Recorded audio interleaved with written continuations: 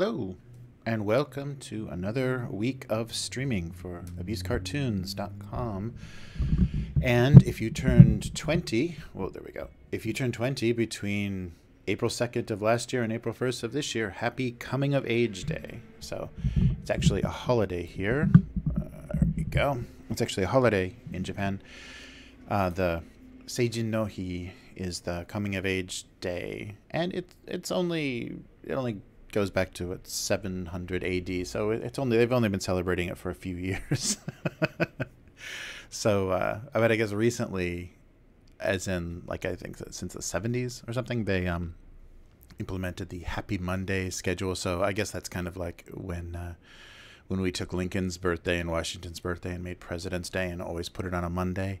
They started to just say, okay, it's the second Monday of January every year. So it made it easier on the schedule. So, but what that is everybody that turned 20 within that range is now considered an adult, and they have a little ceremony, like local ceremonies, and then of course, rich families, and they have extravagant kind of things that they do for their kids. So it's probably the closest thing Japanese kids have to like a senior prom, even though they're already in university. But yeah, it's probably the closest thing they have to like one of those big events that is a real marker in their lives. And so all the girls are usually wearing kimono, and I think now guys are only just wearing suits. But it's funny because all the kimono, because of the season, because it's January, they have the kind of the fur shawl or the fur kind of collar on them. So it looks very different from what you've seen traditionally, because it's kind of the cold weather version. And I'm not sure if that's real fur anymore in Japan. I wouldn't be surprised if it is, but yeah. So, but that's a very unique. If you see someone's picture in their 20s on this day, they have usually a fur collar to keep warm. All right. So yeah, there's not really anything else. I mean, just like everything else in Japan, people are stopped. They're not celebrating it so much anymore. I think they said last year or the year before was the lowest attendance ever since the 70s. And I think kids are just kind of giving up on doing anything because they don't feel like adults. They don't feel like they have got a future. So a lot of them are just dropping out. But yeah, so along with the lower birth rate and everything is just being less and less attended to. And I think I talked about that with even the New Year's cards, which is the equivalent of Christmas cards in the US that you send out every year, pictures of your family and whatever, just keep people updated. People aren't even doing that anymore. They're just like posting on social media or something, just some Happy New Year message. And that's it. That's literally all people are doing now, because everything else is such a waste of time, such an effort, I guess. But yeah, so that's affecting all the traditions. And the odd thing that's happening here too is it's not going to take effect until 2022, but last year they passed a change in the age of, what is that called? The age of reason, the adult, the adult age was considered 20 in Japan. So you pay taxes and everything starting at 20. In 2022, it's going to start being 18. So what's that called? The age of... I'm totally blanking. But yeah, the age of adulthood is now going to be 18, and I don't know what they expect that to change. But the funny thing about this day and the Seijinski, the ceremony, they are going to have this kind of 2-year range of people that, I guess for 1 year, it's going to be triple the amount of people that it would have been, which is actually going to be only double with the amount of decreased in the population and people celebrating. But yeah, they're going to make it 18 for this ceremony, and I guess they think that's going to be an increase in tax revenue or something. I don't know. I don't see a lot of young people.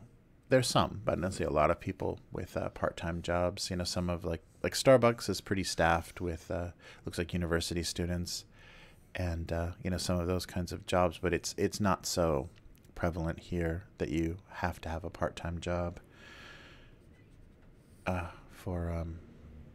mean, your parents are going to give you an allowance regardless here because they feel so miserable about your future and the state of things that a lot of kids are just doing nothing. That's not quite bread, but yeah. So it's going to be a strange thing that happens in 2022 when they declare, this whole group of people are now adults and they're going to try to have a ceremony and get, but I guess, that's still 3 years from now. So by then the numbers that are actually participating in anything might be so low that no one will notice the change. But it's sad that, I mean, this is from 700 AD, this ceremony dates to, and if people are just going to stop doing it, that's really sad to see, traditions like that just abandon because it doesn't fit my schedule, doesn't fit my lifestyle. But I guess they did have, I can't remember what year that was, but there was a year where they had some, drunk teens trying to break up one of the ceremonies at one of the, a local prefecture. They had some kind of social disturbance around the ceremony, and that might be because a lot of the times it is a display of wealth, or the kimono that the girls wear, or where they have their event, or whatever, it's just a conspicuous wealth kind of thing. And so maybe that pissed off some of the local boys, and they decided to disrupt it. But yeah, so I don't know. It's a very funny thing. Oh, and you may have noticed the curtains are open again. I guess that's how it used to be, but today there wasn't so much glare, and I'm sure the traffic could be more entertaining than I am. So I figured I'd give that back to you. Yeah, but it's not so sunny today, so the glare wasn't so bad, and the light actually worked out okay. So now you can see the wonderful traffic on Route 1 again. You've been hearing it the whole time, but now you can see it. All right. I don't know why I'm drawing bread, but we'll just keep trying to warm up here. So, yeah, but this is a national holiday because, the kids, if they have part-time jobs, the kids are free to engage in the ceremony and after party, or attend the ceremony and after party. So it's a national holiday, and that's why they have it fell into that Happy Monday kind of government reform where they tried to move as many of the big holidays to Mondays and give people 3-day weekends, because it's a strange thing. They have, I think, 21 national holidays here, and a lot of them are on Wednesdays or Thursdays. It's just random and odd. So it's kind of a reform to let things make more sense and give people, not just odd days in the middle of the week where they can't actually even do anything, but to give them, 3-day weekends where they can maybe have family trips or whatever, get a little bit more out of it. But yeah, that's what's going on today. So all of the young adults are becoming adult. Yeah, so it's a funny thing. So sometimes you'll see, at the train stations and stuff, you'll see a lot of 20-year-olds. So anybody wearing kind of formal kimono today is exactly 20, pretty much. That's an easy way to guess. Yeah, there's a lot of that here. A lot of clothing pretty much identifying people's age, or at least age range within 3 years. All the school uniforms and things, and the new office girl suits and things. You can pretty much guess somebody's age by the uniform they're wearing, which I always thought was kind of odd. I mean, it's just a visual assist for all the old men on the train to decide who they're going to ogle, which age range they're going to ogle. Yeah, very strange. But all right. So let's see here. Oh, I was gonna try to do one of those like this. Ba-bum. There we go. You know, they cut the pound cake and they leave the piece hanging off the end there. Ugh. All right, something like that.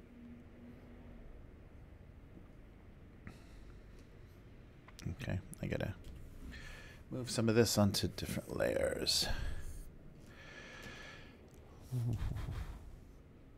Yeah, sorry, things are a little bit slow. I think I've got a full hard drive I need to deal with, so the system is yelling at me. I'm kind of very sluggish because of that. Yeah, that's what I noticed, especially with Apple computers and devices, even like iPods and phones. As soon as you fill up that hard drive, even if you delete things off of that, it's never the same speed again. Once you've fragmented stuff enough that you know, it's got to do a little bit more work to find space to put, you know, to write the swap file. It never forgives you, and it's slow. So I think that's what I'm. And this is also a pretty old machine, so that would also be part of it.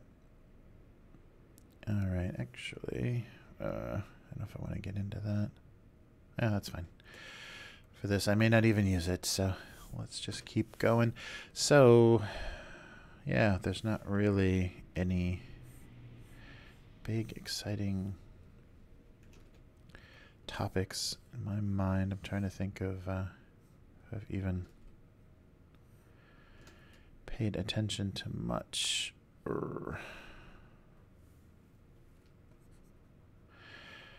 So we just posted on the other podcast, we just posted, or on the Little Red Hands, we've got a pirates episode, kind of talking about pirates as a warrior class and how you would play them in RPGs. So all of that RPG stuff is happening over there. If you want to hear more of my voice and more of some kind of interesting discussion, and the thing I like about wrong layer. The thing I like about that podcast is that it's nice general kind of inspiration for anybody kind of dealing with that topic. So even if you're, you know, writing about pirates or trying to include them in any sort of creative idea, it's a nice kind of general inspiration for that, because I noticed when I first was listening to, when I was just a listener of that podcast, that was very fun. Fun aspect of it is it just kind of was a, you know, just research and kind of approaches to how you would deal with that, like historically, the historical context of whatever the subject is, and then just kind of how you can deal with it as a character type, or what the, you know, kind of considerations are, like what makes something piratey, or what makes a theme, you know, feel like it's related to, and kind of that most specifically the golden age of piracy, the not the Napster era, but the kind of Caribbean, what is it, 18th century kind of Caribbean era of, I guess it was almost done by then, but it was you know, when you had England, France, and the Netherlands all going after Spain, pretty much, and all the, where the kind of most stereotypical imagery comes from. But anyhow, go listen to that if you'd like to hear about pirates. And it's all bread today here. Oof. So, yeah, and I didn't have, sometimes I'll get something in my head, at least a cartoon topic, and kind of nothing, so I'm going to draw my way out of it, I guess. Try to come up with some inspiration, but all right. Oh, yesterday, actually, this weekend, I played the Astera, the Corvus Belli kind of their take on like a sports, like a sci-fi fantasy sports game. So, you know, like in the future, like a TV show of like, you know, combat of kind of arena combat between characters, you know, kind of like, you know, Blood Bowl is to Warhammer Fantasy. This would be to the Infinity miniatures game. And so it's a lighter take, and kind of happens earlier in the history, in the historical timeline. So, you know, all of these factions are warring, but kind of before things were really out in the open, when they were still kind of shadow wars and kind of hidden, you know, kind of like black ops and things. This is the sporty version of that, and it's a hex-based arena, and yeah, it uses the types of characters from Infinity, but in a more playful context, and they kind of, you know, apply new rules and stuff. And even the artwork is a little more playful. It's kind of that bright Spanish style anime look that you've seen, or kind of European anime look that you've seen in some like cartoon series and things. But it, you know, like a little bit like Overwatch, you know, has that look. It's kind of Disney anime Euro style, and so it's like that. So a little brighter and more playful than Infinity, and but it's fun. Yeah, we just get to play one match, but it's very. You've got 4 players on each team, and then you also have cards that are just kind of abilities that you can play. I forget what the skill cards or ability cards, and yeah, it's nice. And so the emphasis is on objectives, so whatever type of game you're playing, and it's very inspired by, you know, MOBA or like the character shooter, you know, like so Overwatch or League of Legends or things. So you're kind of mixing and matching different types of characters, so they're all different types of aliens and humans and things from different factions, and they're not they're not a specific team. Like, you're not playing a faction specific team. It's very mix and match, so you can find some interesting synergies between different abilities. But yeah, so, and there's not actually that much shooting. I mean, Infinity's a very, very shooty game. The miniatures game is very shooty, and this didn't have the same emphasis. There was, like, everybody has like a default pistol that they can use, but shooting and killing is not as much of the the point, because it's like a video game. There's just a minor penalty for having a character, like, if they get shot, they're just temporarily out of it, and they're kind of re-resed onto the battlefield the next turn with a little bit of a kind of a, you know, hibernation sickness, or a you know, resurrection sickness. So limited action, but yeah, they come back full strength pretty quickly. So there's not such a huge advantage. So I think I spent way too much time in the session, like, taking down one of the big heavies, and it didn't give me much of an advantage anyhow. It just freed me up for, you know, literally half a turn, and there was nobody that he was affecting anyhow by the time he was off the table. But it's fun. Yeah, so tiny, like 25 mil hex based game, and all of the flavor of Infinity, but more playful styling. So it's fun. So that might be a regular easy thing, because they're real quick games. They're 5 rounds, but they're really fast, and yeah, it plays pretty straightforward even on the first session. I mean, I still didn't have, I was way behind on, because it uses special dice. So, you know, dice with symbols on them. So there's blank sides, and then there's sides with 1 or more symbols, and you have to kind of know the frequency. Like, I wasn't quite clear on what, like, a red, an orange, and a yellow, what the difference of their effect would be. It's pretty logical, but I was still not very not doing a very good job of kind of assisting the, you know, kind of trying to break the random nature of dice and giving myself more powerful rolls. I didn't do that very well, but yeah, but it was fun to just kind of see how that went. And it's a nice light skirmish game. So I would think, like, what is it, the Age of Sigmar has the shadow something, but they have a hex-based combat game, but it's actually using miniatures or I guess they're special miniatures specifically for that game, but teams. It's kind of team arena thing. Yeah, what's it called? Shadow something. But it's kind of their take on that. But the thing I didn't like about that system, I like the miniatures that they're doing for it, and I guess you can use them in your armies, in your Age of Sigmar armies. But the thing that I didn't like about it is they're imitating the X-Wing miniatures game in the way that there's cards, there's miniatures and cards, and the way that they include cards is it encourages you to buy every single set of miniatures, so you have all of the neutral cards, all the cards that can be used by any faction, and if you don't do that, then you're going to be at a disadvantage. And yeah, so unless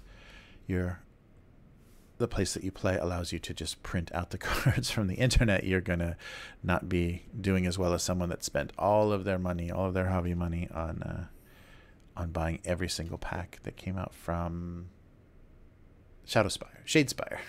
There it is, Shadespire. But yeah, so I was a little bit turned off by that, because that was also a turn off from X-Wing, is making expensive pre-painted plastic ships, and then but if you need this upgrade or you want this upgrade, you're gonna have to buy the whole thing. They don't just give you access to the cards. So, all right, it's bread everywhere. I don't know what is happening here. Oh, okay, well, nice. I usually, in my preparation, try to make these files ready, and I guess I was distracted by the technical difficulties I was having. So you get a little look behind the scenes there. There we go. I'm going to duplicate it and just save it up there. Okay. So now we have 2 files that have just as much nonsense on them. Oh, this might be a hard one. Yeah, I just didn't have anything in mind coming into this today, so goodness. And I'm going to try to keep a better eye on chat as well. So if anyone's yelling something at me, I apologize. It takes me so long. Yeah, I've got to get it set up for both. Right now, I think it's only Twitch chat that shows up on the screen. I got to get that set up for both. Oh, yeah, there we go. All right. But, that's right. As it says in the text at the bottom, last week was the toilet seat. I hope you enjoyed watching me draw a Japanese toilet seat. All right, I don't know what this is. Ooh, why is... Oh, that's great. I'm not sure what I'm doing here.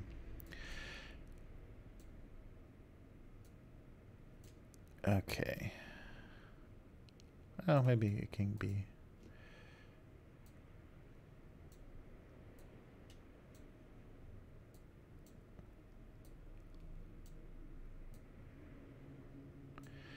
bread related. Oof. All right.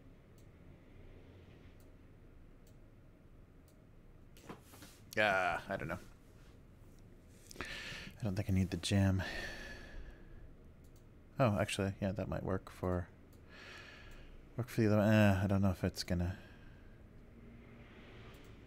if this is how it's gonna go. Well, we'll see. See if there's anything else. All right. Maybe not. Okay, let's leave that like that and see what's going on over here. Hey. There's that jar.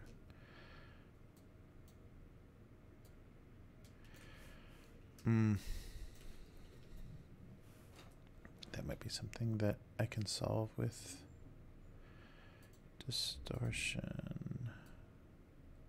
Or maybe not. Let's see. Better.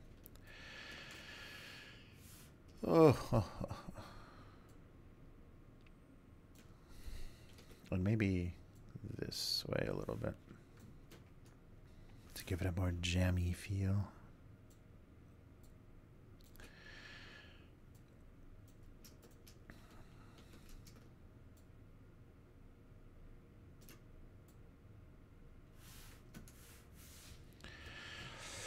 I'm not sure. And no coming of age jokes. That's great.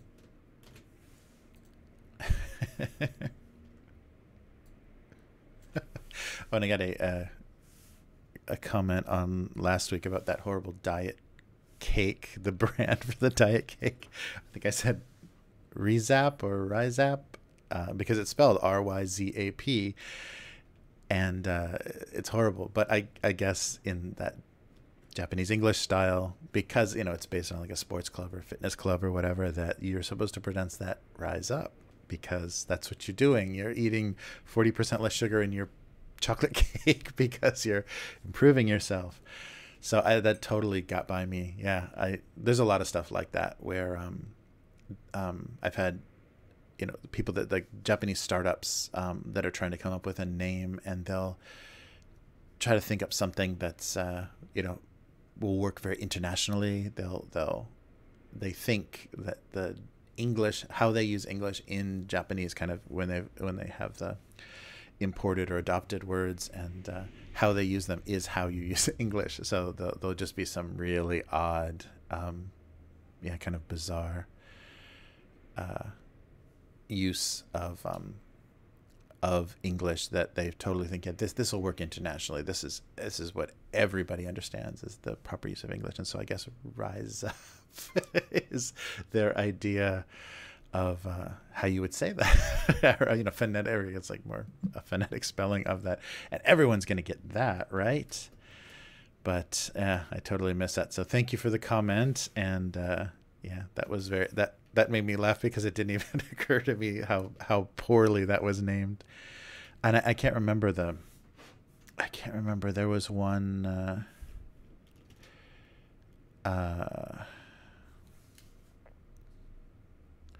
recently there's a product I did some technical writing for that was a 3D toothbrush. It's one of those, I think they call them tampopo brushes, like the dandelion, like the fluff off of a dandelion. So they're 360 cylindrical brushes, so you can use them at any position, and the bristles are like little layers of discs of bristles instead of just one side. And they named it the 360 for the foreign, for the English-speaking foreign market. They named it 360 do, like katsudo, like do something. You're putting your energy into 360 do, but it looks like 360 do, and it doesn't make any sense because the play on that in the Japanese mind, the reason they named it that is because so 360 like degrees, like the how you would say degrees, and so do like degrees, 360 degrees, and 360 katsudo. So it's very strange the way that they kind of combine things and try to make it work for both cultures and both understanding of English, and it just doesn't. It just feels very odd. So I think they have to hire some native branding companies to help them kind of nail that down a little bit better, because it's just strange. I don't think I'm using this pancake. I'm not in love with that drawing, but yeah, so I think that's very funny, and that correction made me laugh. But this week there's nothing to correct, and actually it's a pretty terrible convenience store choice, but I wanted to eat it, so that's why I'm going to talk about it. Oh my gosh. Yeah, and it'll bring up a uniquely kind of Japanese thing, the kind of famous thing. When something is famous in Japan, it instantly legitimizes it, and that's where all that trendiness comes from as well. Because as soon as something is famous, then it's the thing. All right, so I can't two bread. I don't know. Oh, okay. Well, let's do a little bit more drawing. I've already drawn a little bit too much, so I'm not getting warmed up. It's not even that cold today. Okay.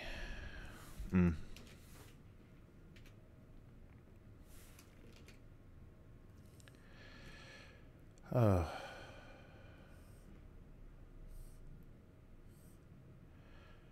Yep. So, yeah, I exhausted my anything that I talked about the game I played this weekend.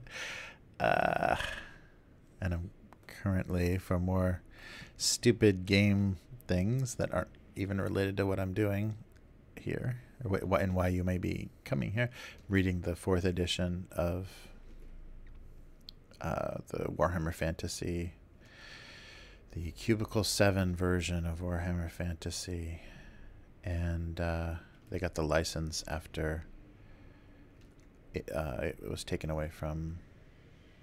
I'm not going to do that, am I? After it was taken away from Fantasy Flight, they lost all the Warhammer... all the licenses for Warhammer games, so all of their card games and everything just suddenly died abruptly. And it's nice. I mean, the book is a nice object. It seems like, I think there was a little bit of the same thing with the Wrath and Glory, the 40K setting that Ulysses North America did. People were saying they're losing some of the flavor. They're kind of taking away, like they're kind of giving into the PC kind of thinking. Oh, we can't use race in a fantasy setting. I mean, it's fantasy races, whatever, and racial grudges and stuff, are a real common thing in a lot of the uglier settings, and Warhammer Fantasy is an ugly setting. So they changed it to species, and we have a podcast about that if you'd like to hear a discussion about what to do, what to change or not change that word to. But a lot of people are uncomfortable with race because of, and I think mostly North America, maybe England as well, racial sensitivities. And so they don't want to use that word if they're playing a game to relax and escape all the garbage that they deal with on a daily basis. They don't want the word race coming up, and the ideas of slavery and racial prejudices or racism, I guess, because there's racial. It's not prejudice or racism. It's hatred. It's long held racial grudges between the fantasy kin of these games, but they seem to have buckled and are calling it species, which is very sciencey and kind of takes you out of the fantasy theme, but whatever. But yeah, I've only gotten a little bit into it, and it looks pretty similar. It looks more inspired by the 1st and 2nd edition than anything that they did with 3rd edition, because that was a special dice with symbols and a lot of support materials, a lot of cards and gauges and tokens and things. And this is going back to just pen and paper, percentile die. So D10s basically. So going back to that style. And yeah, it looks good, but I was very disappointed that... I guess that's the thing. The market, and kind of, they know that people, it's becoming a more diverse group of people that want to enjoy fantasy, or I don't know, who knows, but it's that's becoming a thing. You'll read a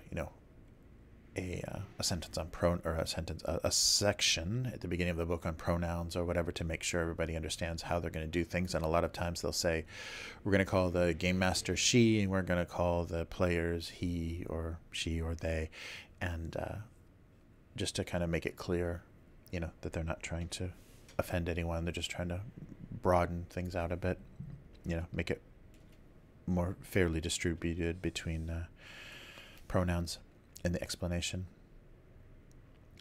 But yeah, so it's a funny recent trend. And if companies feel that they're addressing a problem, then that's great. And I just hope it it doesn't actually start affecting like the storytelling and content, because it seems to be creeping in a little bit. Like, people are not wanting to tolerate certain ugly flavors of stories in fantasy settings and things. So there's sensitivity in everything. So too bad. But anyhow, reading that big old book, and that's a waffle, but I don't think I'm gonna do anything with that. Okay.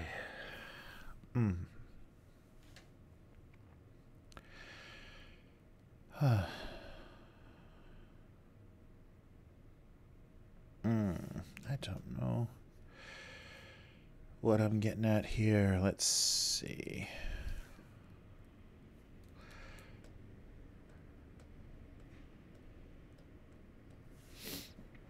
Oh wait, I'm using the jar in this one, am I not? Yes, I am. So I gotta do better. I gotta do better. Get better at this. All right. Yeah, so I like the odd shaped bread. But bread? Is this the week of bread jokes? I guess cheese and toilet jokes. Anything is possible. All right.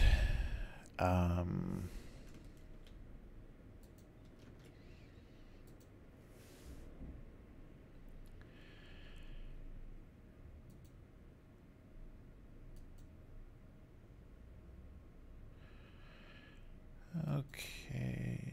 Yeah, actually those don't need to be so big, do they? Maybe I'll just go do that in history to try to stop any aliasing. Whoa. Whoa, whoa, whoa. Jeez, sorry. Okay, let's go.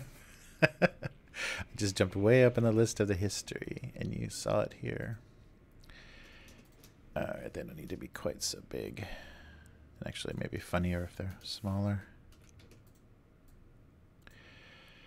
Ugh. Oh, it's, I just ordered the Sopranos Sessions, that big book of kind of collected writings for the 20th anniversary of Sopranos, so I can't wait to get that. And I think I'd love to do a podcast about that. I'm just going to try to talk, because I don't think this is going to cut it, so, but I'd like to get somebody, and especially maybe somebody that hasn't seen the show very much or barely knows about it, and kind of talk about that, because it's such a great show. I mean, geez. And it was kind of that beginning of great television, although it did take a while for stuff to really start coming out and kind of being on that level. But yeah, it's really good stuff, and it's just so deep. I like that it's a show. There's so few television shows that you can enjoy on many levels. So a lot of people can just enjoy the, mafia, humorous, character-based, surface of it, or the way that the episodes are written, and so it's a thing that they also did. I think David Chase also did with Northern Exposure, where there's a story arc, but each episode is thematic, and so within that episode, you'll have basically the events that are happening to the characters be related. There'll be a relationship about it being identity, or it being kind of mother issues, or there's a lot of great theming within a individual episode that makes watching the episodes even out of order very satisfying, because you don't quite have to know like where they are in the storyline to be able to enjoy an individual episode, because the theming is so heavy.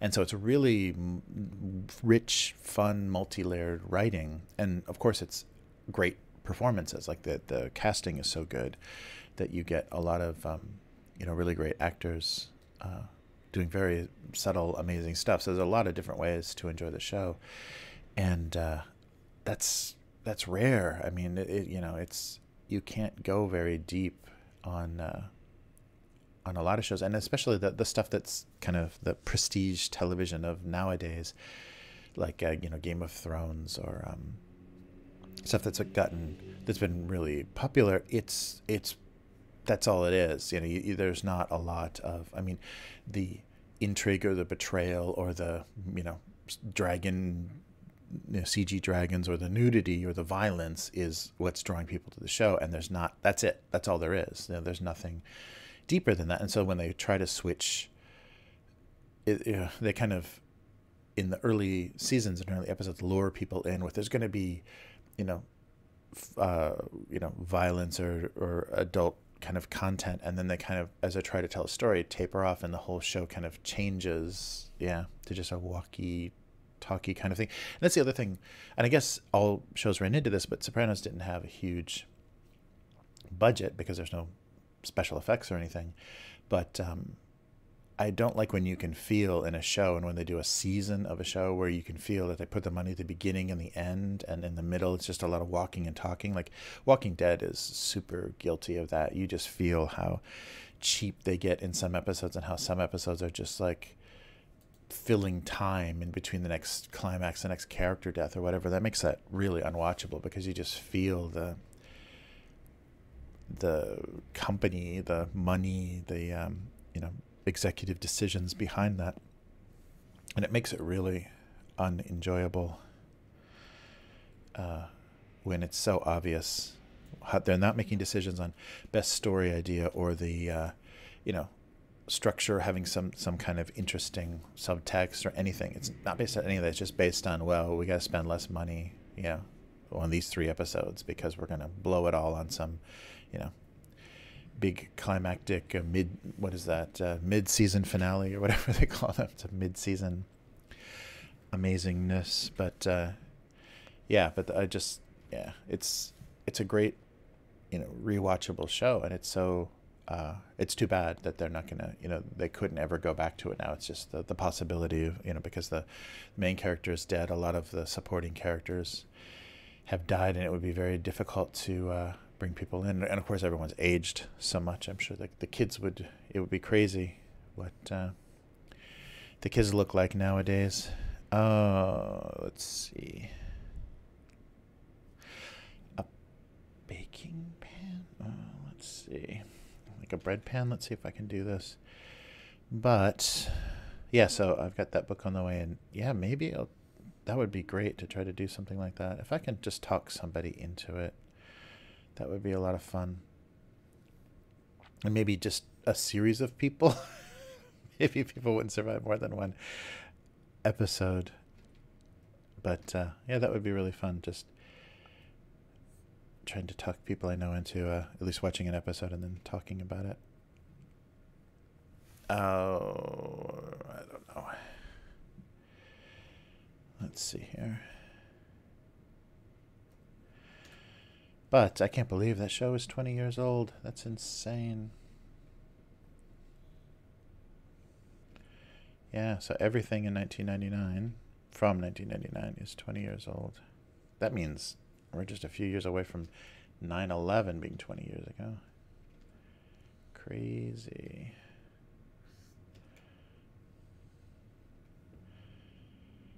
Huh. Yeah, I don't like this particularly. Let's see here. So I'm trying to do a loaf. In case you can't tell, I'm trying to do a loaf pan. I think something like that might work enough. Let's see if it reads in scale. Yeah, maybe a little on the thin side.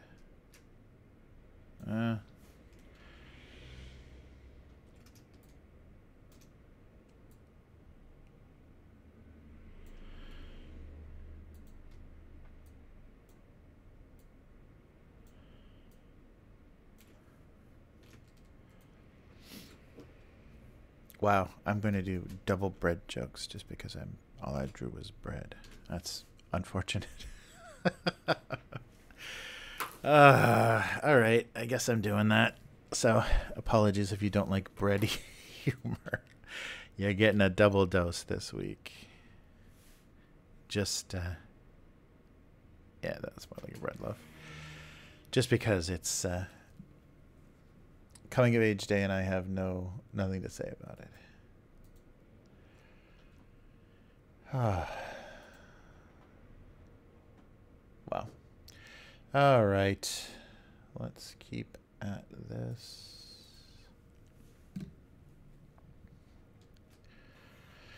Yeah, and I'm not doing a very good job of keeping this on Sunday night unless you normally stay up until 2 a.m. on Sunday before you. Yeah, so I'm gonna I'll try to get in earlier and make this this work better as a Sunday evening live stream. But who knows? Maybe that's a terrible time to do this anyhow. But it'll work for a while. So look for me at this time from now on, or for a bit. And of course, it's always archived. So if you're not able to make it live, it's always going to be around, both on Twitch and YouTube.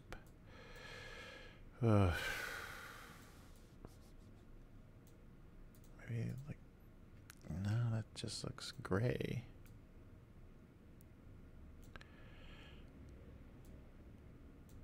Yeah, I guess it's got to be more, not gray, but desaturated. No, no, no, no, no. Wow, how am I not able to hit this color? Okay, that's close. It's a little bit more desaturated. Oh, and I guess I'm just going to do white for the jar because I want to fill in things later.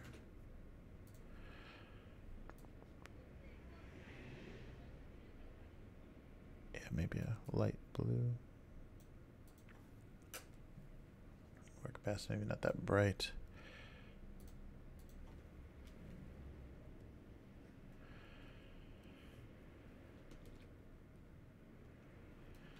All right.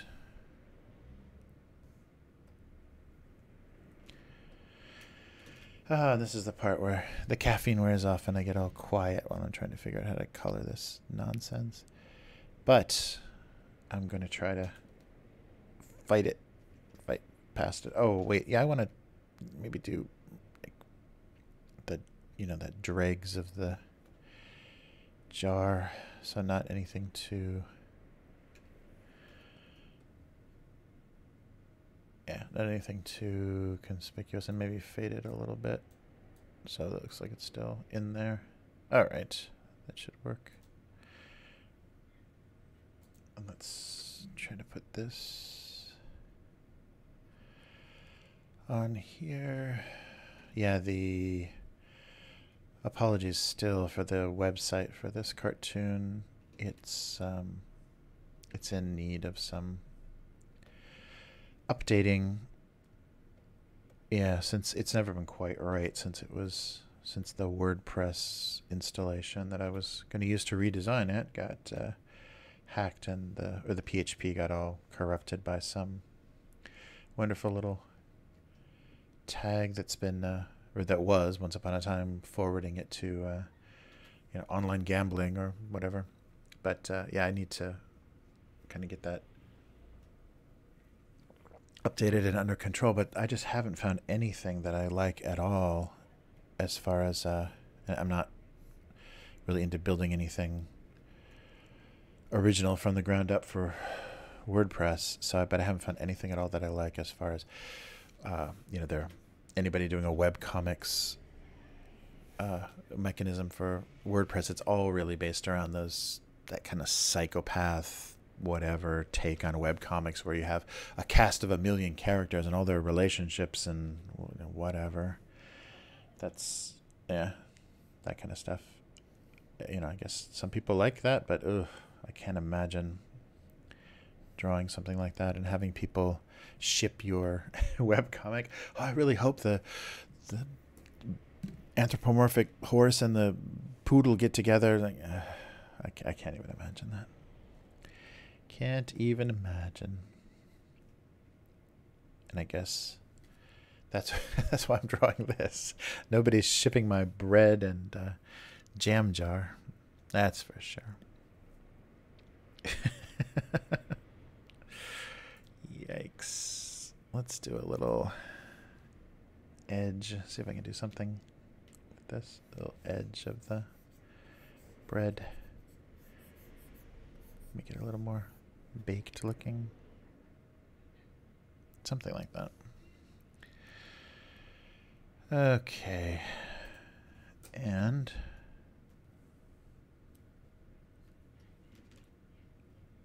yeah, there we go. That helps. All right.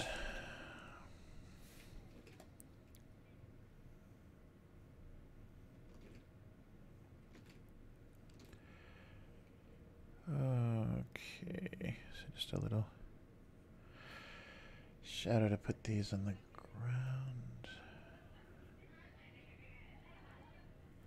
Wow, I guess it's not a day off of school. I hear a bunch of students down there making some noise.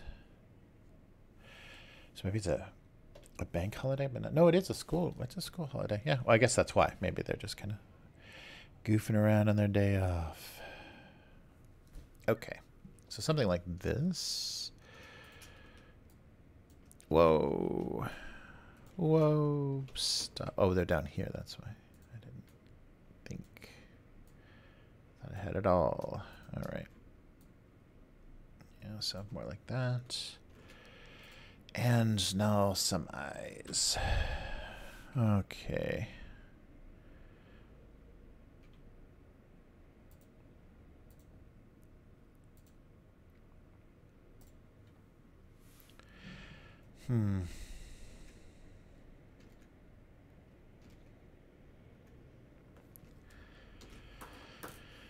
Okay, so the phrase that's in my head with this that I'm going to write down about the longevity of preserves. Okay, the longevity of preserves. Wonderful. Okay, let's... Oh yeah, I guess everything is here. Let's do these guys.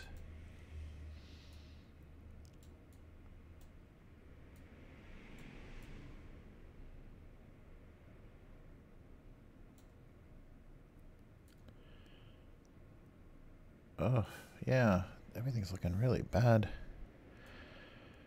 color-wise to me. Yeah, maybe I'll just do kind of a yellower cast.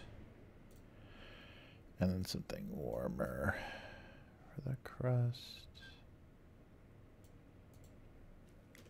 Yeah, usually that doesn't... Oh, sorry. Doesn't bother me so much. But yeah, I'm having trouble with the color this time.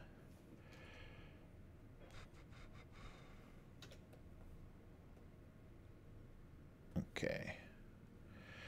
And the loaf pan will just be a darker gray.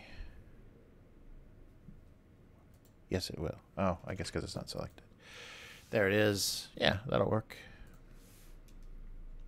And neither of them, none of them need any other kind of rendering. Yeah, it's a little wonky looking, but everything I draw is that way.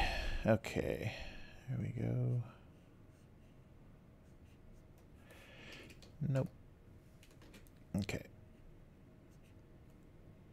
So I'll try to that edge here.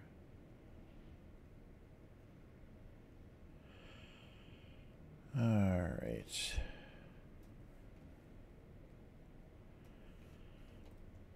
What?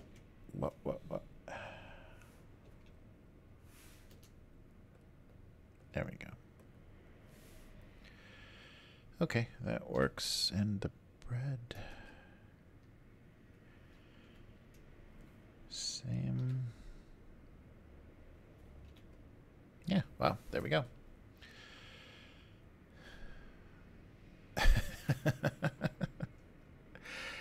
I don't know how this is gonna go, but we'll see. So, might try to put a little bit brighter edges.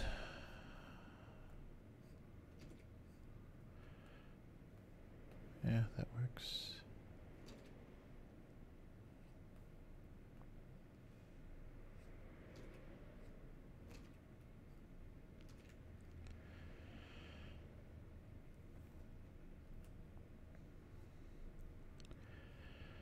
Okay, something like that. Actually, that could probably get away with doing this. And then this. Okay.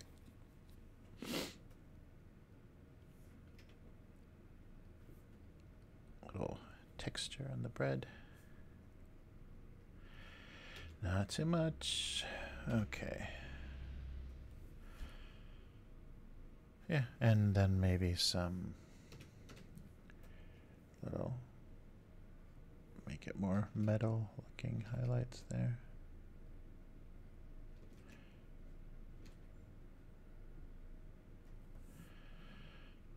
Okay, something like that. All right, and now something on the ground.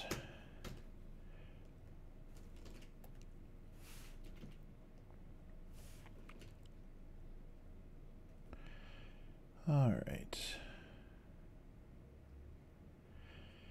Yeah, last year I just kind of gave up doing shows here for a while. It just, whoa, it just it didn't seem to be, and it was just the discouragement of that ridiculous price. I've gone on and on about it, but the ridiculous price hike at Comic-Con, Tokyo Comic-Con, that would easily be not the best show, but the biggest show, and that's like, matches kind of the types of things I'd want to do. And I guess if I, compare that to the price of flying to California with a bunch of junk, then or New York, yikes, with a bunch of junk, still is cheaper, but yeah, I was just so disgusted by that. I don't think they know what they're doing, but we'll see. Maybe they'll surprise us. And there's no customers there at all. It's just people trying to get photographed with famous people. So there was not a lot of business to be done. You get lines, but very limited, and it would just go away quickly. So something like this. All right. Well, they're all kind of, I guess, just because how drawing stuff, the perspective is all wonky and stuff, but it comes across. I guess it's never been a technically beautiful cartoon. All right. So there we go. So there's our two cartoons for now. So we're colored. All we have to do is the writing. So guess what time it is? Oh boy. And I hope the melting processes will go.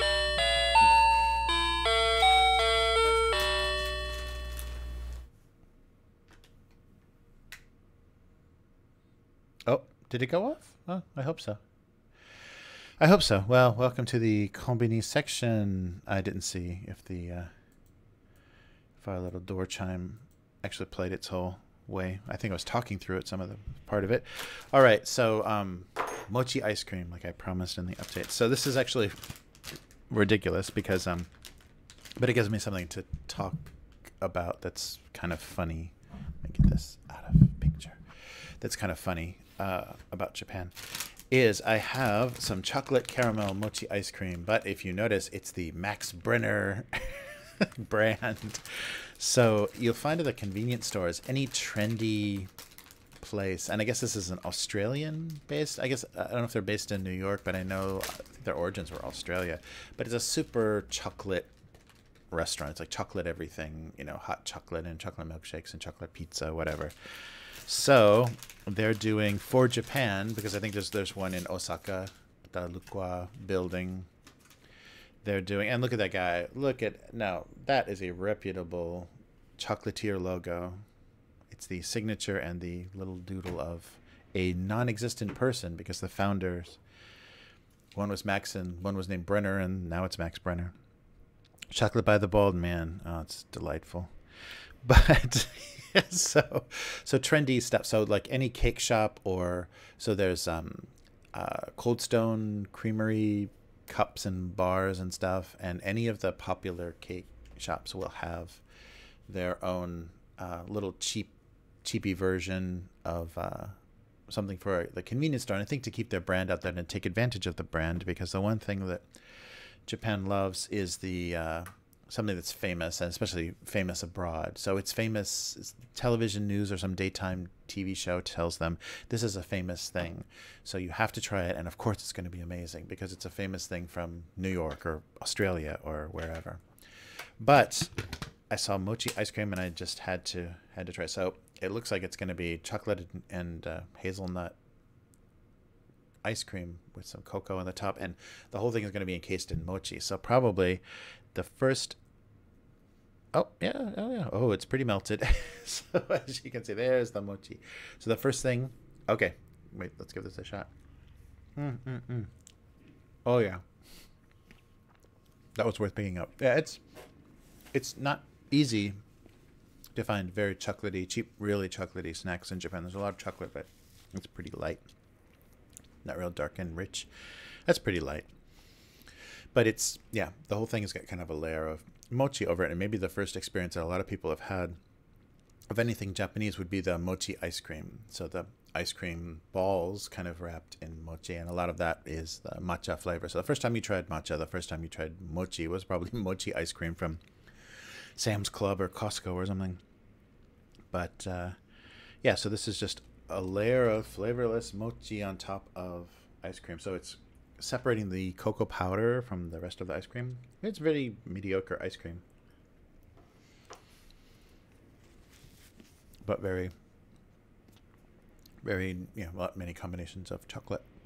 So yeah, it kind of tasted how I would imagine. They can see that kind of dumbed down because they can't, make this cost like 1,000 yen or something. It can't be, for a convenience store, it can't be that deluxe. So they have to kind of cheap out on the ingredients. But the idea that every shop has to have their cheapy version, because you can get all of the Starbucks, pre-made stuff. So any brand that gets any popularity or credibility or fame, or, in this case, more, boutique luxury or gimmicky kind of everything is chocolate kind of stuff.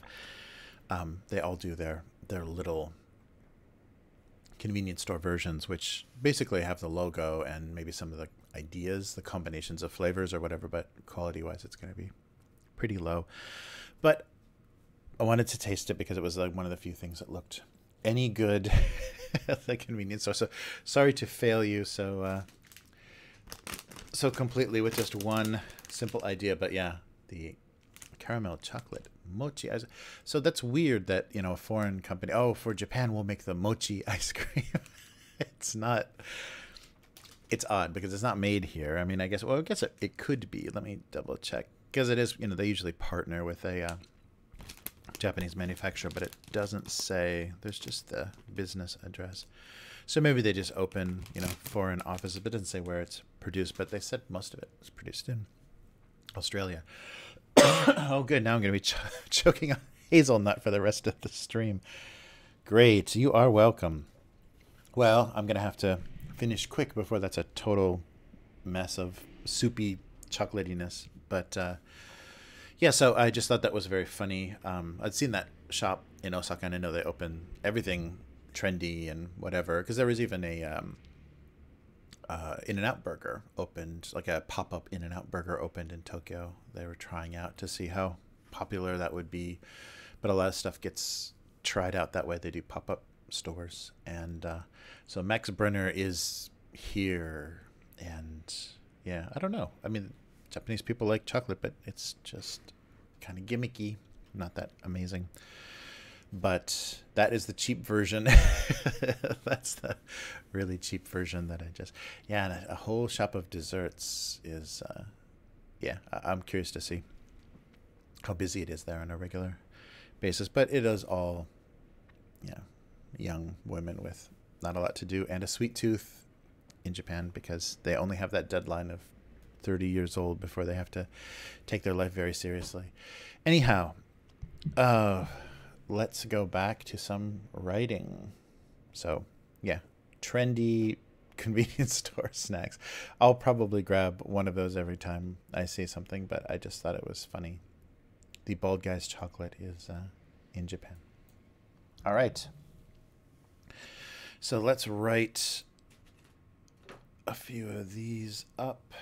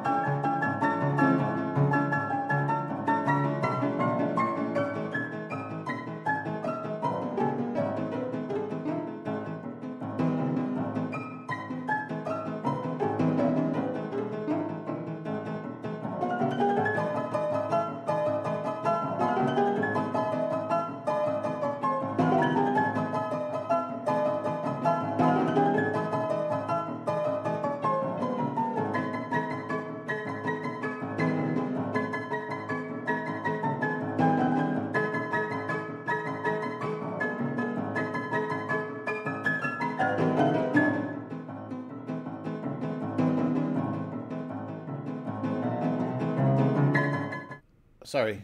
I did that wonderful thing where I hit a key and was still... Sorry about that. Thanks for watching. I'm going to keep talking. Yeah, sorry, we didn't quite finish.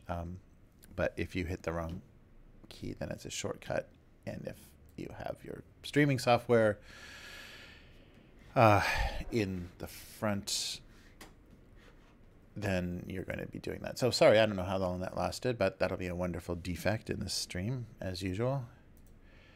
Okay, so yeah, I hope that just happened.